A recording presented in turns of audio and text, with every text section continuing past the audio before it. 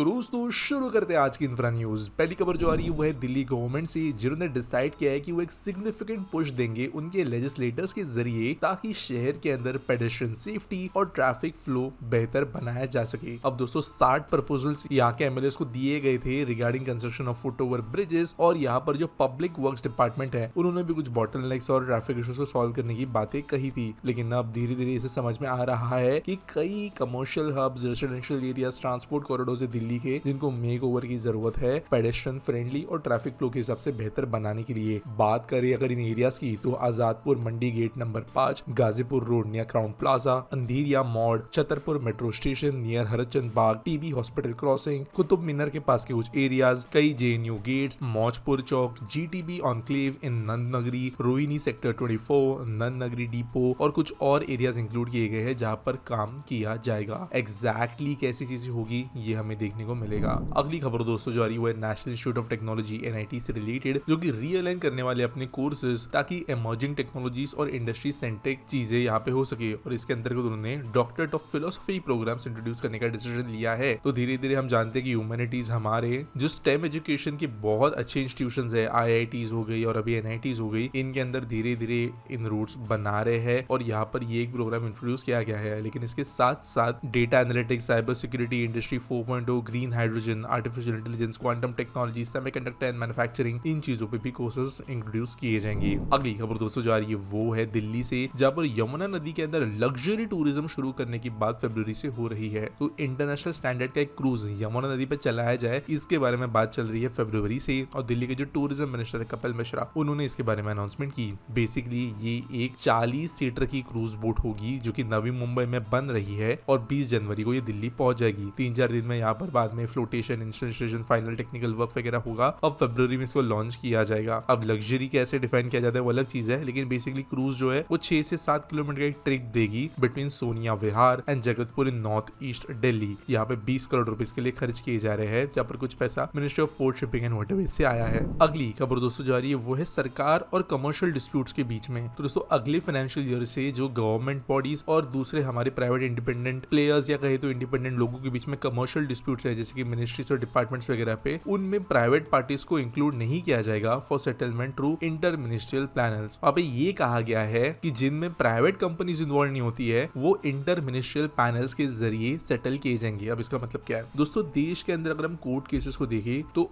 बहुत बड़े नंबर में जो कोर्ट केसेस है वो डिपार्टमेंट वर्सेस डिपार्टमेंट होता है। कई एनवायरमेंटल मिनिस्ट्री किसी पर्टिकुलर म्युनिसिपल कॉर्पोरेशन को सू कर रही होती है, कोई डिपार्टमेंट जो है जैसे फॉर एग्जांपल इरिगेशन डिपार्टमेंट जो है वो किसी म्युनिसिपैलिटी को उनके वाटर रिसोर्सेज के क्लेम पे वगैरह सू कर रहे होते हैं और कई साल इस चक्कर में चले जाते हैं। इसके अलावा कई सारे स्टेट रन कंपनीज भी होते हैं जिनके साथ इश्यूज वगैरह चल रहे होते हैं। तो गवर्नमेंट डिसाइड ये कर रही है कि जब इंडिपेंडेंट 100% प्राइवेट पार्टी इन्वॉल्व है तो कोर्ट का रास्ता ही ऑप्शन है। लेकिन बेसिकली गवर्नमेंट कोर्ट न जाकर इंटरनली ही पैनल्स के जरिए इन इश्यूज को सॉल्व करेंगे और इसके लिए एक strict 2 tier time bound mechanism बनाया जाएगा। इसकी वजह से 2 चीजें होगी। पहली बात तो हमारा जुडिशियल सिस्टम जो ऐसे हजारों केसेस से क्लॉक्ड अप है वो थोड़ा फ्री होगा। एट द सेम टाइम ये जो फालतू में चीजें अटक जाती है वो थोड़ा जल्दी से होने की वजह से काम होते हुए नजर आएगा। कई बार ब्यूरोक्रेट जो है वो केसेस इसलिए भी कर देते हैं ताकि थोड़ी बहुत वहां पे अगर फ्यूचर में इन्वेस्टिगेशन की बात आ जाए, कुछ आ जाए, तो उनके सामने एक जो है इजी ऑप्शन अवेलेबल हो कि भाई हमने तो कोर्ट में अपील किया था, चाहे जरूरत हो या ना हो। बेसिकली अपने आप को सेव करने के लिए भी बहुत केसेस किए जाते हैं। अगली खबर दोस्तों जो आ रही है वो है एक यूनिक प्रपोजल से रिलेटेड इन न्यू दिल्ली। तो दोस्तों एक 45 एकड़ का लैंड पार्सल है आईटीओ इंटरसेक्शन के पास न्यू दिल्ली में, जो अराउंड 10 साल से खाली पड़ा है, जहां पर पहले राजघाट कोल पावर प्लांट चलता था और 2015 में एयर पोल्यूशन के चलते इसको बंद कर दिया गया था। मल्टीपल अटेम्प्ट्स के बाद गवर्नमेंट ने जो है इसको यूनिक एंटरटेनमेंट डेस्टिनेशन बनाने की बात की थी, लेकिन ये बेसिकली फेल हो गया था। लेकिन अब फिर से जो है एक यूनिक एंटरटेनमेंट डेस्टिनेशन बनाने के लिए प्लान्स को उठाया गया है, जहां पर ये डेवलप किया जाएगा। और एरिया वैसे अच्छा है, ये बहुत बड़ा लैंड पार्सल है, यमुना नदी के नजदीक है,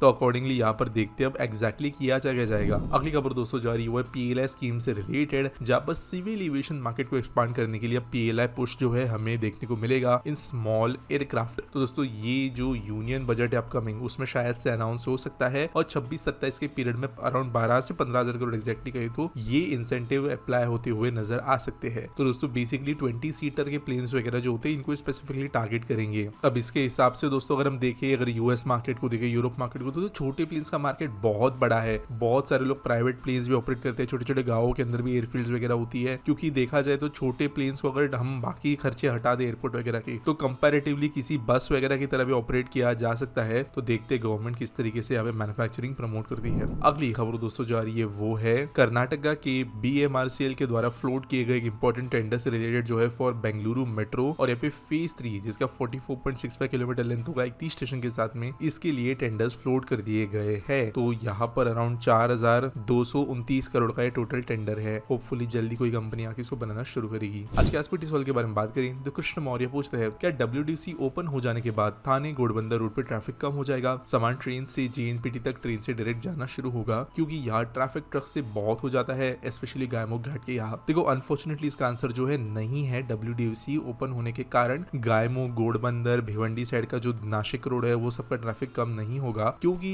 जिस फ्रेट को ट्रेन से जाना होता है which is generally bulk cargo, grain, coal वगैरह टाइप का कार्गो जो होता है वो ट्रेन में शिफ्ट होता है। और कंटेनर में से भी जो सामान जाता है जनरली वो कोई इंडिपेंडेंट लॉजिस्टिक्स कंपनीज के 1-2 कंटेनर नहीं होते, वो जनरली बल्क में ही होता है, क्योंकि ट्रेन ऑब्वियसली जो है लंबे दूरी पे जाती है, हब्स पे रुकती है, जहाँ पे मेजरली एक ही पार्टी अगर 50-60 कंटेनर में कोई चीज मंगवा रही हो तो उनको ज्यादा बेनिफिट होता है। और एनीवेज वो ट्रक्स यूज नहीं करते। Trucks generally single load, 2 load, कुछ छोटी मोटी फ्लीट्स वगैरह में ऑपरेट होता है। और कई स्टेशन है, फॉर एग्जाम्पल अगर हम देखें तो विरार के अभी कुछ लॉजिस्टिक्स है, वापी है, वडोदरा है, गुजरात के कई इंडस्ट्रियल टाउन से जो सौराष्ट्र वगैरह साइड जाते हैं, जो देखा जाए तो वो बहुत ज्यादा दूर नहीं है। अगर आप ट्रेन से भेजो फिर वो पहुंचेगा, फिर लोड अनलोड करो, सॉर्ट करो, फिर ट्रक पे डाल के ले जाओ, तो कंपैरेटिवली वो बेटर पड़ता है कि ट्रक से ही ले जाओ। तो ये ट्रैफिक जाता है मेनली गायमुख घाट से वगैरह, तो ये बिल्कुल भी WDFC से बेनिफिट नहीं होगा, क्योंकि वो एक बहुत ही अलग मार्केट है। हाँ, इसकी वजह से जो पनवेल दीवा वाली रेल लाइन है, या जो कहे तो वसई से लेके पनवेल वाली रेल लाइन है, ये बहुत हद तक डीकंजेस्ट होगी। JNPT से जो स्पर समृद्धि महामार्ग को कनेक्ट करता है बदलापुर टनल के थ्रू होते हुए, वो जब तक ओपन नहीं होता तब तक ये ट्रैफिक जो है वो क्लियर होता हुआ नजर नहीं आएगा। तो बेसिकली दिल्ली मुंबई एक्सप्रेसवे का जो JNPT स्पर है उसका कंप्लीट होना बहुत जरूरी है बड़े ट्रक्स के डाइवर्जन के लिए, क्योंकि आज के डेट में चाहे किसी भी गाड़ी को नासिक जाना हो,